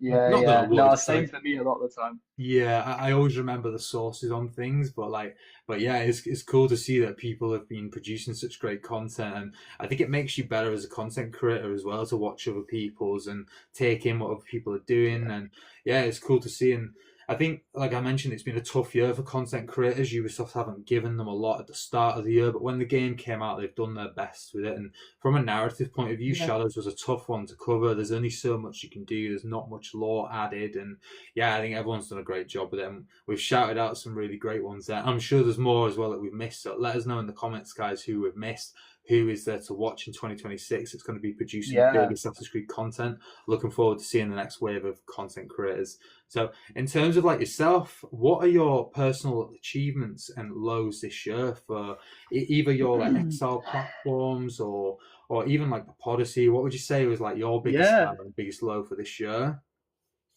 Um, I would say I think when it comes to like YouTube and stuff, it's just got to be like having a better vision of what I want to do and just like being more like solid with that, you know?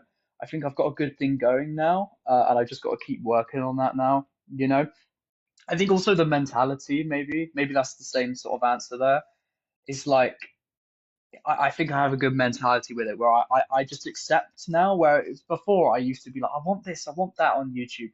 And I would get so worked up about it. So I'd be like, but why haven't I got, this many subscribers, this many views? Where now is I just accept it, you know? I try and step back and think, look, I actually am quite lucky that like I'm on a podcast with you right now. I've got a podcast that I do. I know people in the community. I've got a nice community of people, and it's like it's good.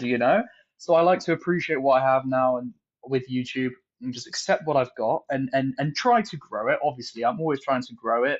Obviously, I want it to get bigger. That sort of strive for it to be as successful as I can make it hasn't stopped. But yeah, the mentality has changed now where I just, again, as I said, I accept what I've got in the moment, I appreciate it, and then I just keep going rather than wishing I had something I don't. So I'd say my high really would be my perception of it. And that's a very personal thing, obviously the viewers aren't going to really see that because it's more a behind the scenes thing. But I would say that for me. And then a low, uh, what do you mean by a low? Like just like something Any shit any that like happened. big challenge or anything in terms of like content creation?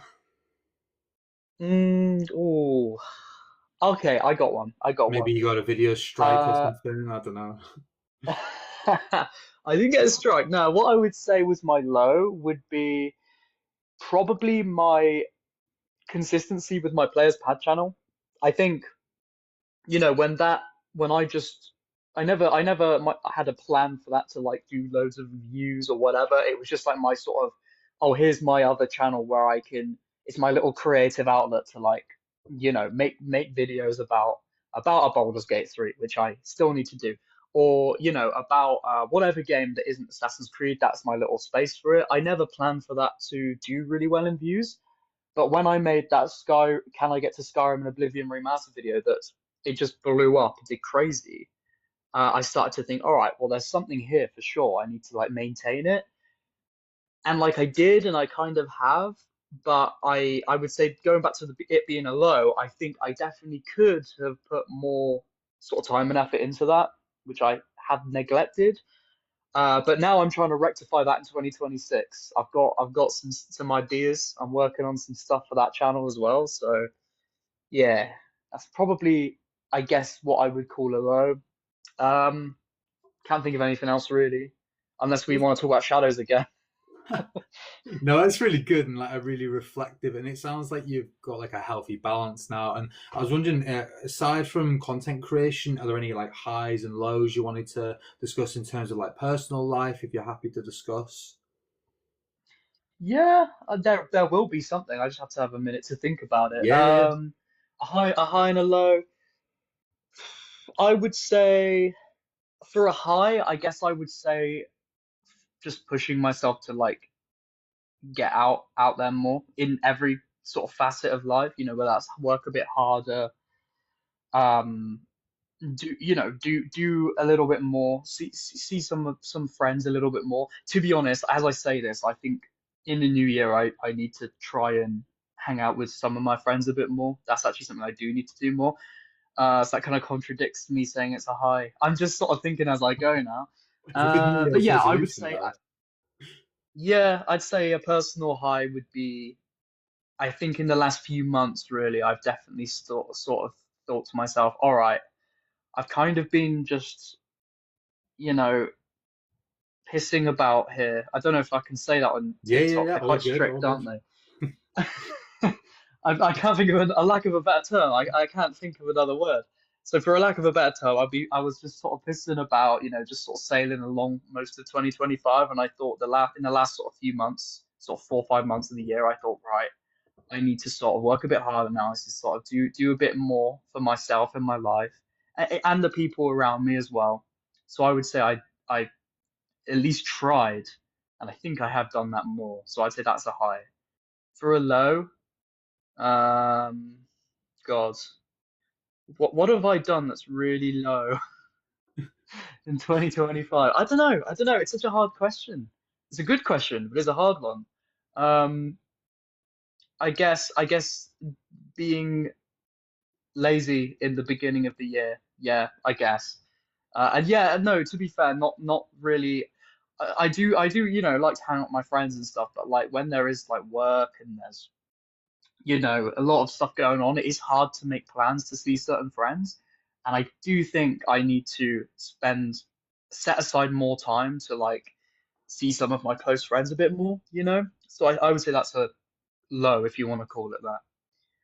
Definitely. No, respect your honesty and great answer, by the way. Two things to think about, and great that you've got them aspirations for the new year. So touch grass, make friends, keep friends. It's good. It's good. No, Yeah, yeah, I yeah. respect it. It's cool that we can like reflect on it, and especially here at the end of the year when this is released, there'll be a few days before 2026. So everyone will be making New Year plans, and Yeah. I guess one thing I've reflected on this year, really for like personal highs and lows.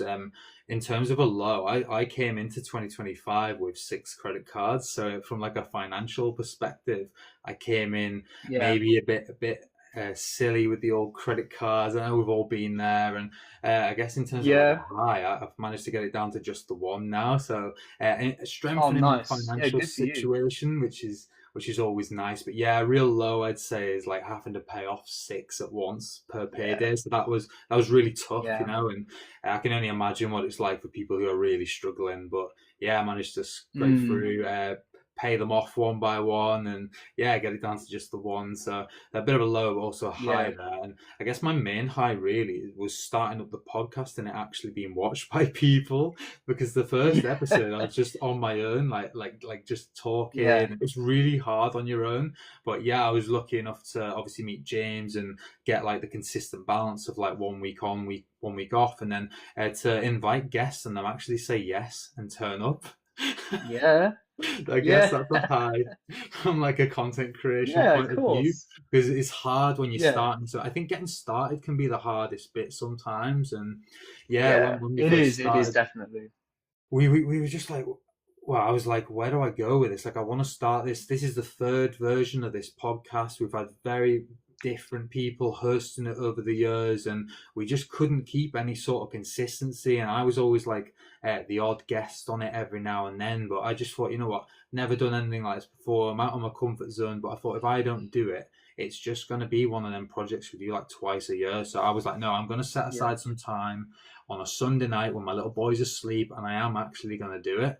And like, it's been great fun. We've had loads of guests on. It's been great. We've had some really interesting discussions. So I guess that's a high, and hopefully carries on. And in terms of like personal high as well, I feel like this year I really made like a better connection with my little boy as well. I've really put the time in, always going to the park, always going to baby groups, where in the past I've maybe let like content creation get in the way of that, where now like I'm much better at time management. And Assassin's Creed content generally is being done on my end when he's asleep, or when I'm in work on my break, or when he's busy playing or watching TV. Like I pick my moments better, if that makes sense.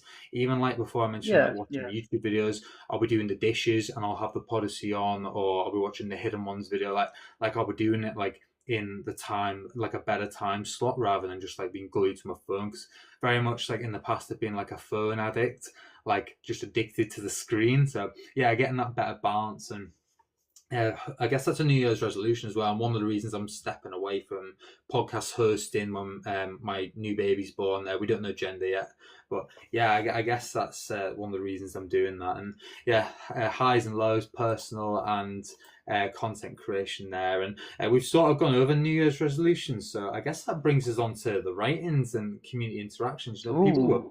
people were buzzed to hear that you were coming on, Harrison, and we had quite a few Oh, questions that we'll have to dive into. The really? first one, I think it might be in Wow. the chat actually. First of all, I had a message from the hidden one who said, "How do you feel about Assassin's Creed Hexe? Super long development cycle, Ooh. and are you optimistic or not?" So, great question. Thank you for sending it in. Yeah. Shout out to the hidden one, my friend. Oh yeah, okay. Hexe. I mean, I haven't really like I've talked about it, I've thought about it, but I haven't really allowed myself to really start speculating, start like theorizing or what's it going to be, just because we haven't seen really anything. Well, we haven't. We've just seen a concept trailer, really, haven't we? A tease, and we don't even know the name of the game, you That's a good know? point. But that being said, what I will say is that I'm as much as I don't think this current gameplay formula of Assassin's Creed does much for me, and I'm kind of over it at this point. Um, I do think there might be some sort of something to talk about when it comes to story for Hexe, because we do know it's being developed by Montreal, Ubisoft Montreal, which are, the last game they did was Valhalla.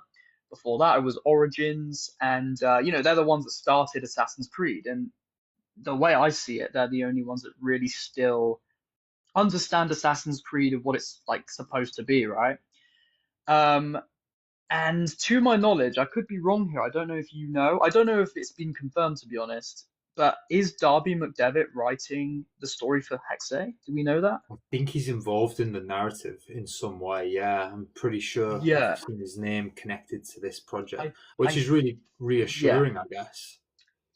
That's the thing. That's the thing. It's like, so there is a little bit more to it then, because I'm thinking if this was just even if it was Montreal making it, but it was a different writer, I'd be like, well, is there really much that I'm going to be interested in? I'll have a look. Will I play it? I don't know.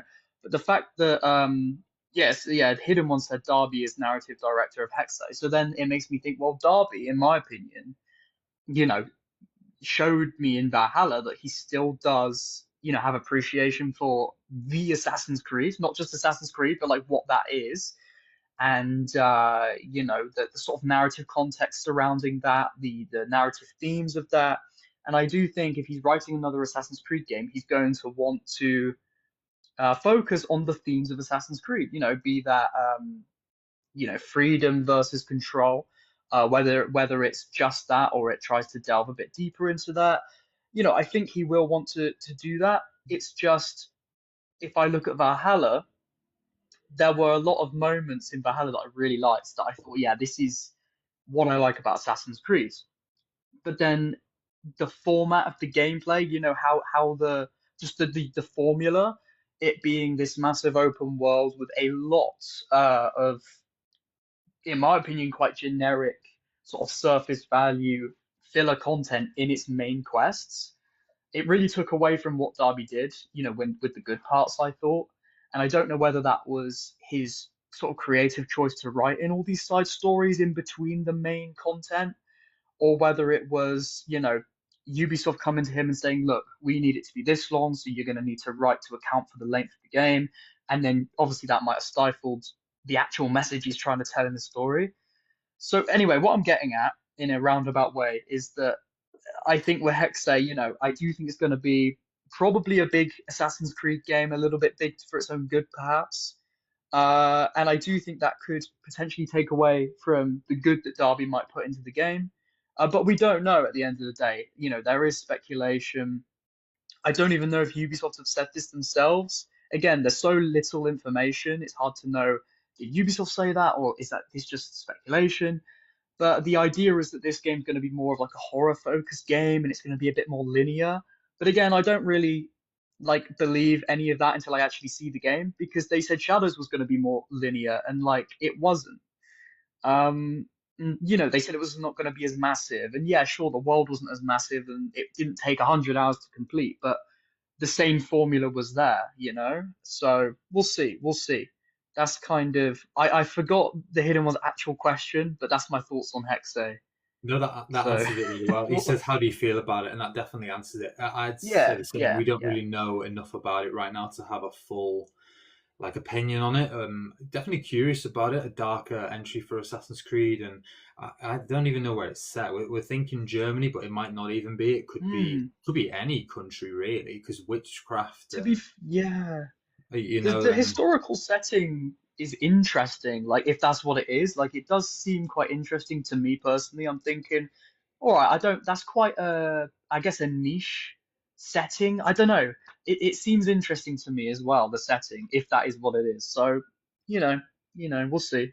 yeah, and I guess in a time where Assassin's Creed are going through like the most popular time periods, it sounds like a more unusual one, which is probably a good thing. Which is like what Yeah. Mirage did.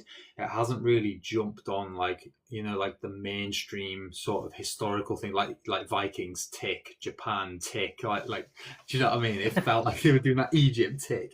It just felt like they were going through Yeah. all of everyone's favorite time. But I mean, Yeah. Odyssey, another one, Greece. So yeah, it Yeah. feels like they've just Yeah. been going through like the biggest time periods you can think of, and yeah, perhaps this is something a bit different. And I actually wouldn't mind if it just wasn't like the one country. If it did like expand across a bit of Europe, you can travel a bit more and maybe go across, like go from Germany eastern or even the other way. And yeah, it'd be cool to see how they want to do it and see like the different languages and stuff. That'd be cool as well, like crossing borders and stuff. I think it'd be really interesting to see. And Border I think control. we discussed it on a previous episode, the Halloween episode actually, which was really good for us. It was the idea of a fear system in Hexe, and what if the plague is something that's been created by the Oh. Templars. I think this was Andy on my team and James who were discussing this. What if the plague has been like an actual virus that's been created by Templars, and you are someone who's immune to it, but everyone sees you like coming into the villages and everything, and they're afraid of you, and you can use like a fear system to your advantage. So we had all sorts of discussion about Hexe, and that was the Halloween episode. That was a really fun one. We were pitching all sorts. We went deep on what Yeah. Hexe could be. So yeah, definitely check that Yeah. one out. That was good. And we've got Yeah. a follow up question from the hidden one, which is what time period would you want to see an AC game set in? Ooh, oh, okay. I know. I was actually going to make a video about this today. Five settings I want to Nice. see, but I moved that on till next week instead. Um, there are a few, but something that stands out to me, and I don't know if this is a personal thing, then it wouldn't work as an AC. I don't know, but I quite like the idea of like a Tudor England sort of time. I know we've had London like twice at this point, so do we really want to see another version of London? But I do. I don't know. I think it'd be quite interesting. I think the Tudors and like the actual Tudors themselves, like the rulers, there was a lot of like political sort of strife in that time, and I think it could be an interesting place to set Assassin's Creed. I might be being an idiot here, but I'm pretty sure Henry VIII was a Tudor, was he Yeah, not? yeah, that's right. Yeah, yeah, yeah. So Yeah. like imagine that, like around that time, I think could be really interesting. Assassinate Henry VIII. Not that I'm saying it has to. Oh, you have to assassinate loads of famous targets because that's really cool. Because Syndicate tried to do that, and I think it went a bit overboard. But like just during that time with like Henry VIII, I think that's a really interesting time to me personally, and I would like to see it as an AC game. Uh, Good answer. will that happen? Don't know. Don't know. Maybe. Yeah, I got a lot of people in the comments who also agree with that. That'd be a really good one. Yeah, Hidden One yeah, yeah, says, yeah. Horrible Histories taught me a lot about the Tudors. I love that show. Yes, James yes. says, Tudors would be Classic. great. Yeah, man. I like the Tudors, the show. I know it's quite a sexualized version of the history. Everyone's good looking Is and that they're why not you really like it? but like the actual like context of it, like the plot lines and stuff are really interesting, even though it's probably not how people looked at that time. But yeah, it's really Yeah, yeah, interesting. yeah. It was cool to learn more about like how Henry VIII sort of put the weight on, with his injury and everything, and the Mm, plot lines to assassinate him, which actually did go on behind the scenes. And yeah. I mean, he beheaded so many people, not just his wives. People always think of the wives, Yeah, but yeah, yeah. no, there was people like making moves behind the scenes trying to dethrone him. I mean, his father, I believe, won a war, and then that's how the Tudor dynasty came in. So it's actually like people Ah, felt like he was like a usurper on the throne. He was the son of the usurper, so that people of the other right. bloodline Ooh, were trying to make moves and take the throne back. So yeah, really interesting to see. It's covered really well in yeah. the reviews. So yeah, good answer I by might the watch way. And that. Yeah, you yeah, definitely have to watch that. And if that's yeah, where you do your video on, totally give that a watch. And I think in yeah. Assassin's Creed lore, his daughter Elizabeth had an apple of Eden. I bet she did. I'm Yeah. pretty sure she did, Oh, yeah. classic. Because there was Mary and Elizabeth, if I remember right, and yeah, I'm pretty sure she had an apple of Eden. So you'll have to look into that on the wiki and yeah, go down the route of Yeah, the monarchy. I think that'd be really cool. So great answer, by the way. yeah. Thank you. So we've got quite a hefty question next from Dinny, who's one of your regular viewers, and I think he's one of Hey, our regular Dinny, viewers now as Dinny. well. So thank you for the question, Dinny. My question is, since Shadows heavily burned you out, it maybe touched your expectations somehow. So the question is, if you were a creative director, so not from a narrative standpoint alone, how would you deal with feudal Japan as a setting? Most specifically, during what era of the AC franchise you would create a feudal Japan AC game, and what vibes and thematic focus you would give to the setting itself. So this is quite a heavy question. So we'll strip it back a bit. We'll go back to if you were going to create a Japanese Assassin's Creed game that, let's say, Shadows hadn't launched, would you look at the lore itself or would you create your own lore like Shadows did? I think we sort of touched on this before. So ba wait, so basically, what would be my version of Shadows, pretty much? Yeah, I guess so. If you were a creative I director. think, I think I would, if I was creative director, okay, I could do whatever I want then. Yeah, yeah. I think I would focus it more on the established lore rather than change it, what Shadows did. I think again, I'm not too brushed up on this part of the AC lore, so I'd have to research that. But to my knowledge, Xiao Yun, a Chinese assassin, obviously, we saw her in Embers, where she did a bit of training with Ezio. Um, she has some sort of interaction or help in founding the Japanese Brotherhood. Again, to my knowledge. I think so. So I think, yeah, so I think to maybe actually base Shadow's like Brotherhood of Assassins on whatever she did there. Because again, it's established, so there's more you can probably do with that. I think personally, to be honest, I would just have one protagonist, and I think I don't even mind Yasuke. I think like I would take the idea of his character, but I'd actually flesh it out. I'd actually explore it more. Um, something you could say it's a weird comparison, but it's a comparison I've made before.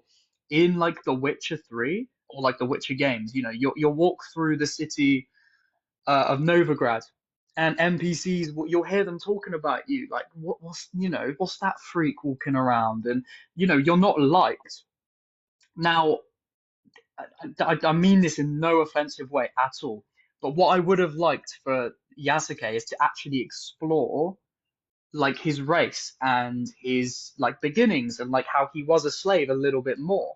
And realistically, at that time, I don't think he would have had the love and adoration as we see in the game. And not that I would want people to not like him or anything like that, but I just would love to see that be explored because that was a real thing in history that should not be brushed under the rug. And I think there is room for interesting story.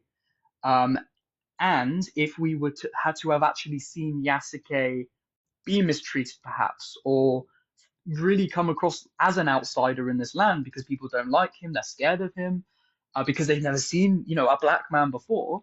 I think that would really have led into the actual themes of Assassin's Creed, um, being like oppression, that sort of thing, control and oppression, the fact that he was a slave. And then when he would fight for like the people of Japan, it would only aid his character more because he's actually working to fight for the people that actually don't like him. And that would make him more of like you can appreciate his character more. There's a lot I would do, basically, is what I'm saying. I would make Yasuke the main character. I'm just summarizing it now.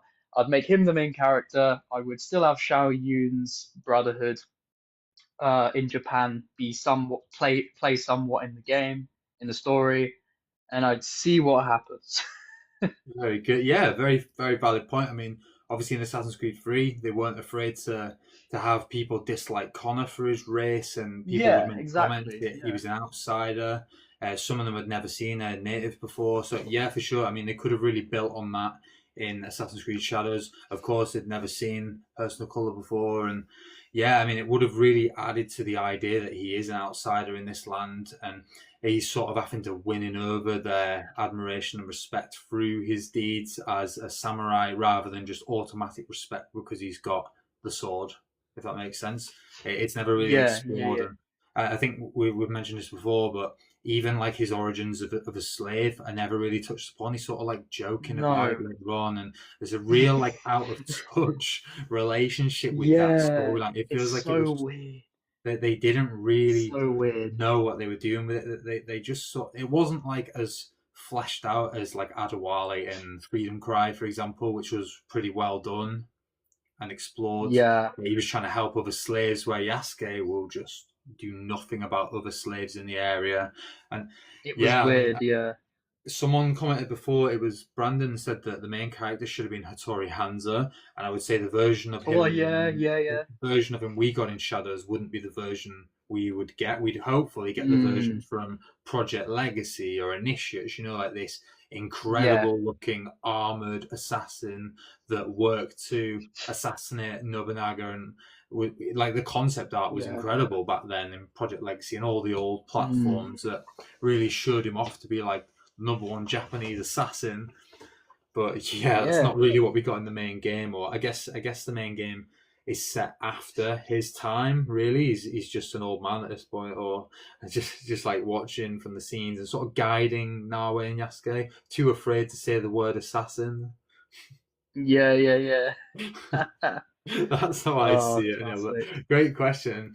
Yeah. Interesting to hear like what we would do to reshape Shadows and feudal Japan. And I think another thing I would do probably is just have the ninjas and obviously like that faction be like more obviously assassins. Just have like ninja assassins. Yeah, Like don't be afraid of it. yeah. Just just like Or like just incorporate. just ex I don't know. Just sorry, be yeah. be more like ninjas. I guess.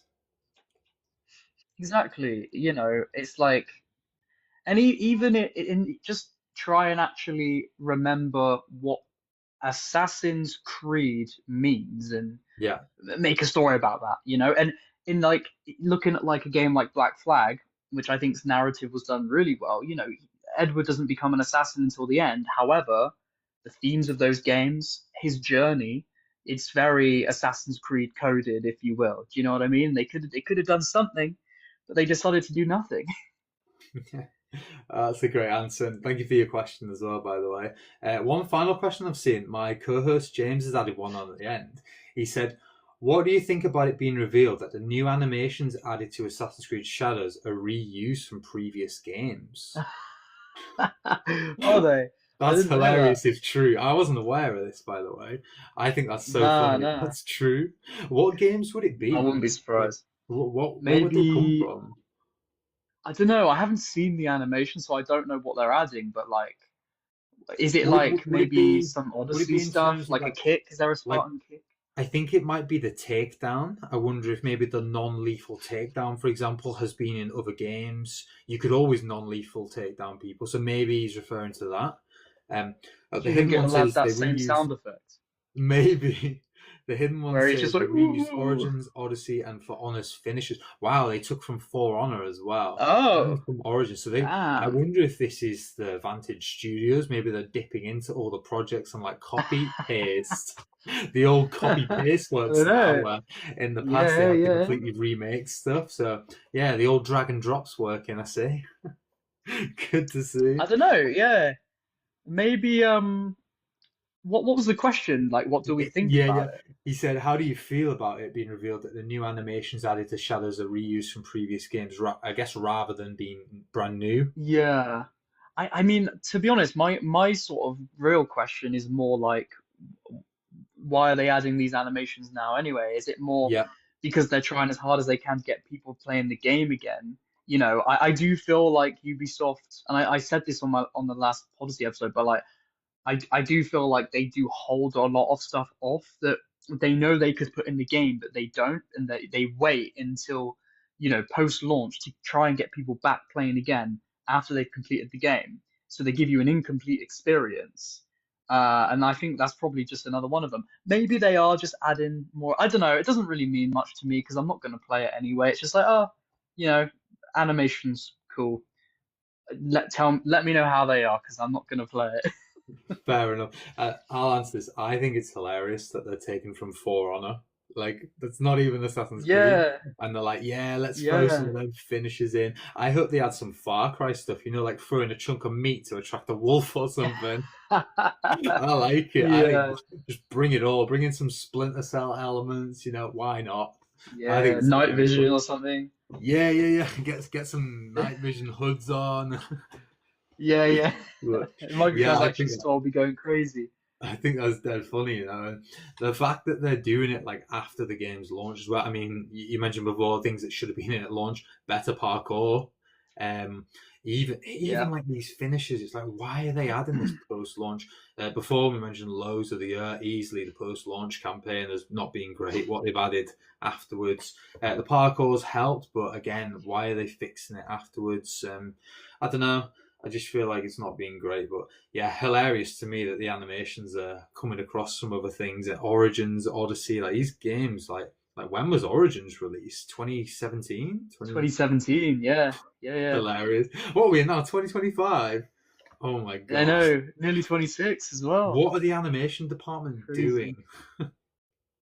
I I know. I don't know. know. That being said, though, not the animations haven't really overall haven't really changed much since Origins. Not in a drastic way. So That's I a guess good it is point. easy to just bring them over. And I guess this could come down to the new Vantage Studios stuff, and obviously that's with Tencent control, and that comes down to the final section I wanted to go into. And we always do and conclude with a segment pitching an Assassin's Creed game. We've sort of covered it. You've covered it really well with the Tudors, but I wanted Mm. to bring to mind an article written by one of our writers on the team, Finn Fletcher, and he pitched an idea about Chinese pirates, which could be like a spiritual successor to Assassin's Creed Black Flag. And it's not really a time period that people mention, but there was actually a time where like travel between like America, China, and all these like countries, like even like the Western world, and it was like they were all getting and then like importing goods and getting across the sea. But there was a time even before like the time of Black Flag where China had pirates, where it was very difficult to get like move assets and move like wealth into China because pirates would attack you on the sea. And from what he's written, it says the Indian Ocean was really difficult to get across because they were on the lookout at all times and would attack. So it's really cool. Because there's no like concept art or anything, we did use AI art, which I do regret now, thinking that obviously there's a bit of backlash on AI these days. But apparently there was a Chinese pirate called Zheng Yi Sao, who had a fleet of organized pirates that would attack governors and would really like step in and take assets. So I'm gonna try read through, and I should have highlighted it in advance really, but I think it's really interesting to think that they could do like a Black Flag sort of idea, but in a different period of time. I'm gonna Google when this pirate was around, if we can find the name again. But yeah, I just think the idea is really interesting. Of like there are like famous pirates. Even like later on as well. Like this is the early 19th century, so that would be like after Black Flag and like way later on, like 1800s. Like pirating was Yeah. still going on. Pirating's still going on today, like in Somalia and places. So it's Yeah, never yeah, yeah, really yeah. gone away. But yeah, in this one, it's like a successor to Black Flag because it's like early 19th century. People are moving all the assets and stuff to China, and they're finding it very difficult because they're just terrorizing the coast of China, and obviously it's a huge coast. You can imagine the fleet you would need to patrol that whole coastline. But yeah, I just found it like an interesting idea. It's a really great article. It is on our website, the ones again before. It's called Chinese Pirates Pitching an Assassin's Creed Game. But yeah, just something to think about if they ever wanted to sort of go down the naval route again and do it in obviously Edward's stories complete, or it will be once the Black Flag remake's out, which could fill in some of the gaps. You know, we mentioned before that he's an assassin at the end. This could fill in and pad it out a bit, could add some books, plot points and stuff. But yeah, if they ever wanted to go down this route again, I think it'd be interesting. But yeah, like, I don't know if I can show you. I can maybe flip my camera around or something. We'll add the link in afterwards. But yeah, we've got loads of like AI artwork of like Chinese pirate assassins and stuff. But yeah, it gives you the Yeah. idea. But yeah, just like an Yeah, interesting yeah, one. But yeah. I think your one was a really good idea as well. By the way, with the Tudors, I really like that. And that brings us to the end. Wow, we've actually nearly gone for 2 hours. That's really great. And massive thank Damn. you for everyone who's been watching. You'll find us on Google now. We're ranked. If you Google Rally the Creed, we'll come up straight away. You can find a ton of episodes now. We've done so many. This was a bonus episode, so 2 dropping at the same time next week, which is really great. You'll find our clips on YouTube, Spotify, and TikTok. I'm a little bit behind on that, so I'm still releasing clips from episode 13 with our good friend Willis Makes Movies, but he had a lot of interesting things to say, so I keep releasing them.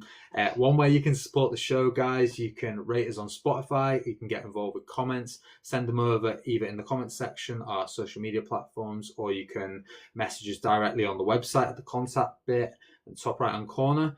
Massive thank you to all our guests who've joined us this year in 2025. We've had so many great people. Harrison, you've been great as well. Thank you so much for joining us. And Yeah, yeah, thanks. and the next episode will be in January, and that'll be episode 24, hosted by my co-host James. We're joined by AC Johnny, so that's going to be a good one. So we'll see you guys on the 4th of January. And big thank you for all the TikTok gifts throughout, guys. It massively supports us with website costs. So Harrison, where can people find you? Haha. On you, well, there is my TikTok account connected. Not that I really do much on there, just my shorts. But YouTube is the Exile Live, Players Pad, and the Podyssey. Check me out. Definitely check it out, guys. Harrison's been doing some great bits this year, and looking forward to see what himself and Lewis create in 2026, especially on the Podyssey. And big things are coming. So we'll see you guys next year. So thank you for watching, and Happy New Year, Assassins.